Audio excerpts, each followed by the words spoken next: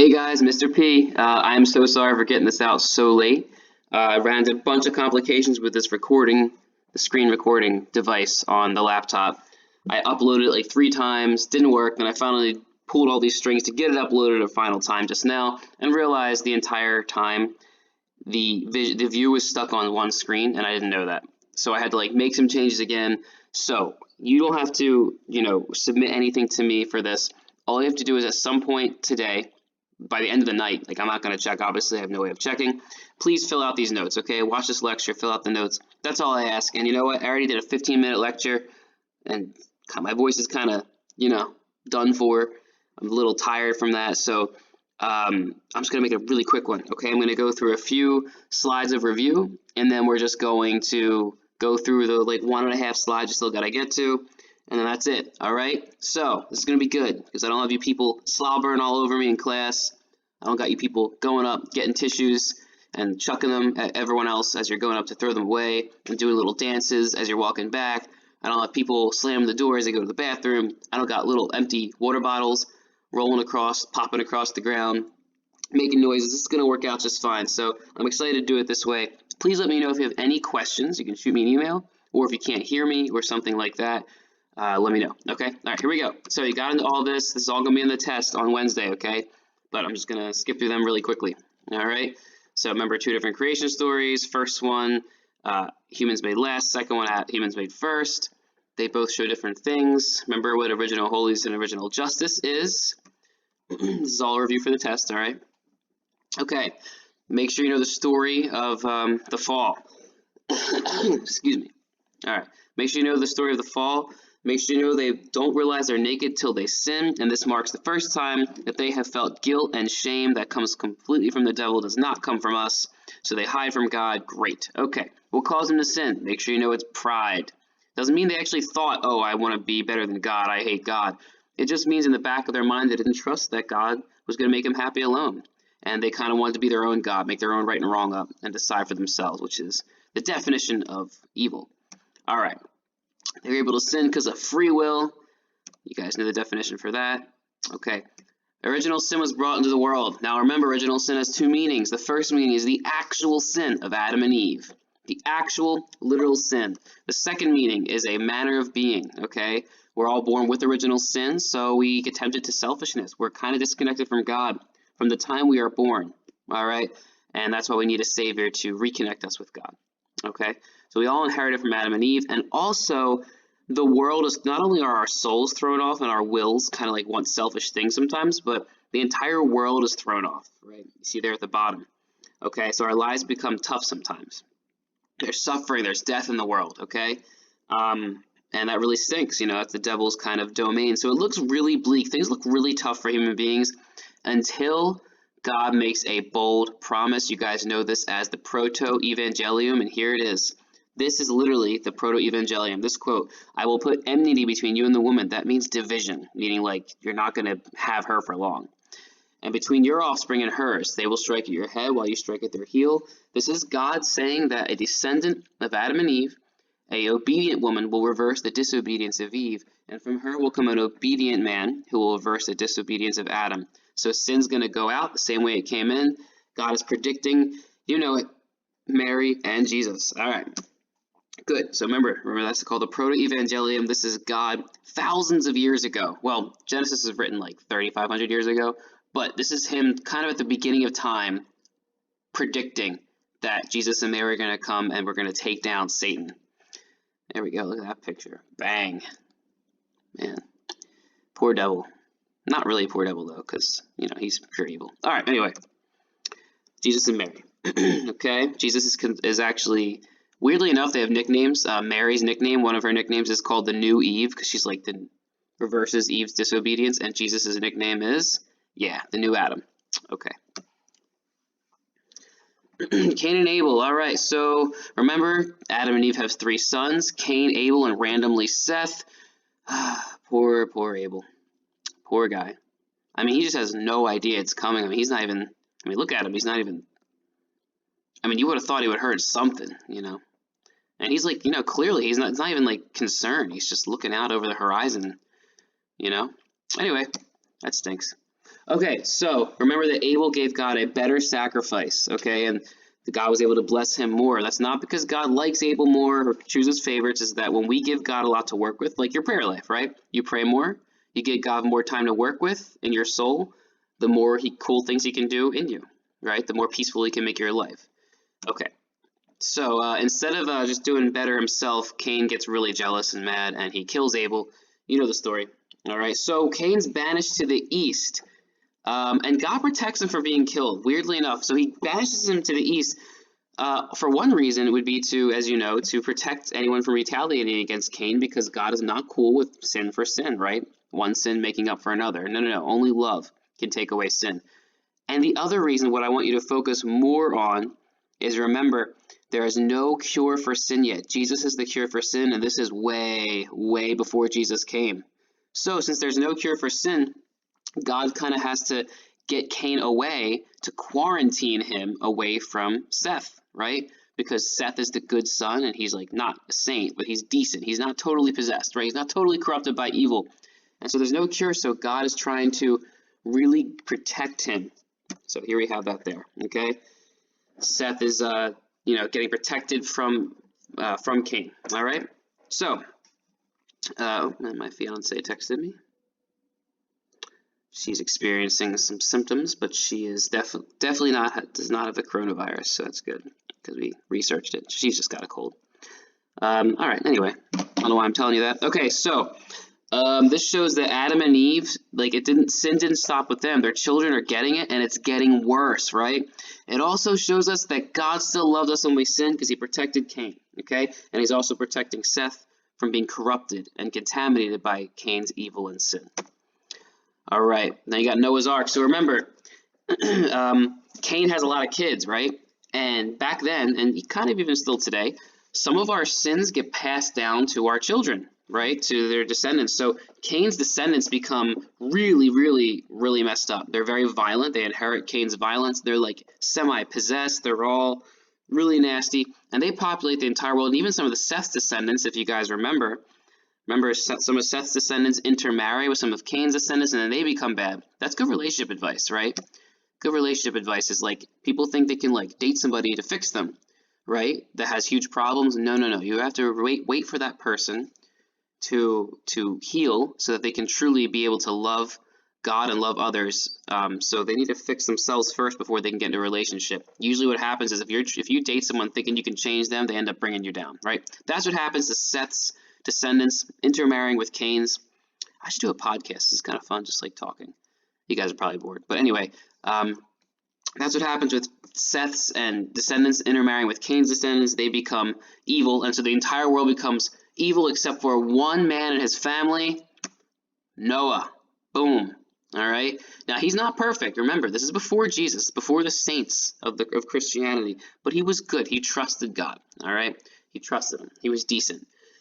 And remember with the flood that God doesn't send floods because He's mad at us. God doesn't just hate us and get ticked off. What happens is we kind of throw the world off every time we sin. And when everyone in the earth is sinning really deeply and is really rejecting God, they're just kind of contaminating the entire earth with evil, and then things get thrown off. And what does God do? He tries to bring good out of it. So this huge flood that humanity brings upon itself, God tries His best to bring good out of it. And you know what He does. So Noah is a descendant of Seth. Remember, Adam and Eve's good son Seth. Some of his goodness has gone down to his descendants, down to his, children's children, right? And Noah's one of them. That makes sense. Afterwards, after this is over, God promises never to destroy the world by flood. Make sure you know this is kind of basic, but make sure you know the sign that God gives to Noah after this flood is over, that this will never happen again, and now we can have a nice, peaceful, happy world, and we can start over, is a rainbow. Yes, a rainbow. All right. So, guys, the reason the story is huge is because remember that God made a promise to Adam and Eve that one of their descendants would take down the devil. Now, if everybody in the world got wiped out by this flood, God would have had to make a new batch of humans and start over. He didn't have to do that. All right, Noah connects all of us to Adam and Eve. Noah ensures that the same human race started by Adam and Eve is still going on today, and that's where Jesus came from. So remember, Noah kept the human race alive. God did not have to make a new batch of humans that will show up on your test. All right, here we go. So what happens then is after Noah, so Noah has 3 sons. We talked about this. You don't really need to know it, but he had 3 sons. Ham, the really nasty one, right, who has all kinds of descendants called the Canaanites, and they become really possessed and nasty, violent, horrible people. And then he has Japheth, who's kind of, in the middle. And then he has a son called Shem. Okay, now Noah's son Shem is the good one. All right, but the problem is there's only one little tiny line of people from Shem's descendants that are still good. So Japheth's descendants, and especially Ham's descendants, the Canaanites, oh my goodness, they become extremely evil. All right, and so sin again spreads throughout the world. So God's like, okay, here's God's situation. He's like, all right, there's sin everywhere in the world. I gotta stop this. I have to like protect, Noah's son Shem. I gotta protect the goodness that they're still there. I gotta protect it. I have to make sure nothing else encroaches upon it. I have to kind of put walls up, and so he does. And how does he do this? He does it by forming covenants, new promises with different patriarchs from Shem's line. So God begins to form covenants with patriarchs and their families and descendants. All right, this is all Shem's descendants, so Noah's son Shem. The first patriarch that God forms a covenant with, who is a distant descendant, like hundreds of years later, of Shem, is, yes, you guessed it, Abraham. Oh, wait. Wow, that was embarrassing. Okay, let's define patriarch first, okay? A patriarch is a father in the faith. These were not saints. They were good people. They were decent. They weren't totally corrupted by evil, but they weren't perfect, guys. I mean, they didn't even have Moses or the 10 Commandments or especially Jesus yet. So they're just going off their conscience and they're just going off trust, okay? The first one he forms a covenant with is Abraham. Make sure you know the definition of a patriarch. These are kind of a patriarch's like a head of the family, a fatherly figure in the family that are all descendants of first Seth, then Noah, then Shem, the same line of people, same family, okay? The first is Abraham. So he's doing this to try to protect Abraham and protect his descendants from the sin in the world. Just make sure you know Abraham is a descendant of Shem. Okay. I'm going to give you a chart on this too. I'll probably just take a picture of it and just send it to all you guys. This little line of people that are formed. All right. So this is the last slide you got to know. Okay, you're almost there. Thanks for bearing with. Okay, better than an hour and 15 minutes, I guess, right? Not that I would ever lecture for an hour and 15 minutes straight, but you get the point. Okay. So God tells Abraham, who's a hundreds of years later descendant of Shem, that he has to leave his home and travel to a new land that God will show him. Now, Abraham is really, he's not perfect, but he's really trusting in God. All right. He's known for his trust and his faith in God. So literally Abraham, who, is a pretty wealthy dude, just gets up and just travels to a new land. Okay. Totally just somewhere completely new. Just because God told him to. He's good at that. And what does God say? God says, well, if you do this, if you trust me and obey me, I will make of you a great nation and I will bless you. I will make your name great. What does that mean? It just means that God is saying he's going to give Abraham tons of descendants, tons of them. And they are going to populate the world and they're going to be a blessing. He says your descendants will be a blessing to everybody else, your name. And guess what, guys? That's absolutely true. There are 3 major religions in the world in this day, 2020, that believe in one God. Anyone know? That is Christians, that's us, Jews, and who else? Muslims, okay, the religion of Islam.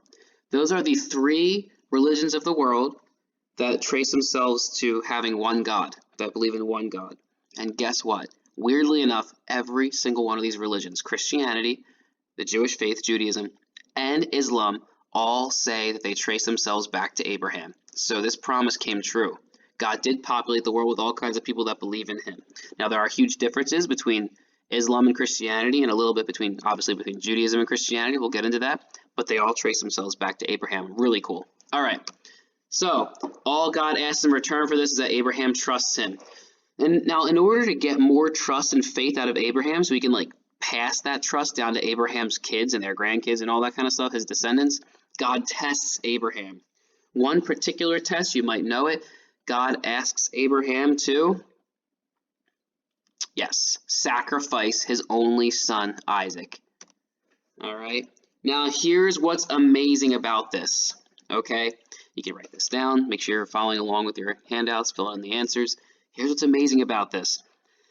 Abraham is old, really old. He couldn't have a son. Him and his wife Sarah, who was also really old, they could not have a son their whole life, and that's all they wanted was a child, right? So God promises he's going to get that son. And eventually, God delivers in a total miracle when Abraham's like in his hundreds and 90s and Sarah's like in her 70s or 80s. They actually get pregnant and have Isaac, the son that God promised. So Isaac is everything that Abraham's wanted in his entire life. Isaac is everything. And guess what? Abraham has a dream, and God says, I need you to sacrifice your only son, Isaac, to me. And Abraham is so trusting that even though Isaac is everything to Abraham, he's ready to do it. He's ready to sacrifice Isaac. Now, you might ask the question, wait a minute, why would God ever ask somebody to sacrifice their only son? Doesn't Abraham know God would never do that? Well, yes, number one, God wouldn't ever do that. It's totally a test. Number two, well, guys, this is before Jesus. This is before the Ten Commandments. Abraham probably did not know that much about God. I mean, if you look around, all the nations around him that were believing in like demon gods and stuff like that, they were asking people to sacrifice their kids, and they meant it because they were demonic. So this might not have been so weird for Abraham. All right, so Abraham trusts God so much, he's walking up to the top of Mount Moriah, and Isaac, his son, says, Isaac, by the way, Abraham's old, like in his hundreds. Isaac is probably about 18, so Isaac is probably way stronger than Abraham, all right? Isaac says, Dad, where's the sacrifice? What animal are we going to be sacrificing? We don't have one. Abraham says, Son, God will provide the sacrifice. He will provide that lamb, that animal. They get up to the top of the mountain. There is no animal up there. All of a sudden, Abraham starts tying Isaac down, okay? He's literally ready to kill Isaac because he's tied down to the altar, and an angel appears and stops Abraham from killing Isaac. And the angel says, Abraham, you passed the test. Of course, God would never want you to kill your only son. So go over there. You're going to find a ram stuck in the bushes, and there's a ram stuck in the bushes. And Abraham takes that ram out, and they sacrifice the ram. Of course, not Isaac. So Abraham just won even more trust. Abraham got even more trusting through that test, and he passed that trust down to his descendants. Now, here's what's amazing. We also say that Isaac is really obedient. Why? Because Isaac is stronger than Abraham. When Abraham starts tying Isaac down, it is clear that Isaac is that sacrifice. And guess what? There is no mention in the Bible of Isaac struggling. That is crazy. So, Abraham's faith and Isaac's obedience to Abraham got passed down to all their descendants. That's the Israelites, the Jewish people. And guess who came from the Jewish people? That's us. So, we actually get Abraham's faith.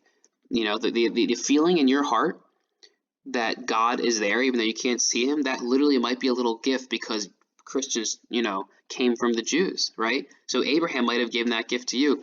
And every time you've ever obeyed the church or obeyed what the Holy Spirit is saying in your heart, okay, you may have gotten help from Isaac. It's like their faith and obedience got passed down to all their descendants, which would be the Jews and eventually Christians. Okay, guys, study all this, please.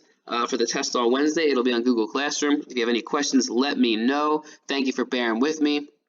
God bless you guys, and I would advise you, in your free time today, you got a lot of free time, or at least you're going to be at home, comfy all day. Maybe say a rosary or say a decade of the rosary. It'd take you 2 or 3 minutes. Or maybe read the Bible for 5 minutes, or just, sit in silence, close your eyes, and pray. All right, guys, you got any questions, you let me know, and I'll give you updates tomorrow morning on what to do. Thank you.